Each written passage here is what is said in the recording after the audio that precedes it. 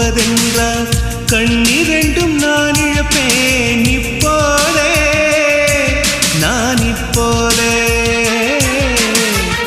உங்கள் முகம் பார்க்கும் முன்னே நான் மறைந்து போவதென்றால் கண்கள் மட்டும் அப்பொழுதும் மூடாது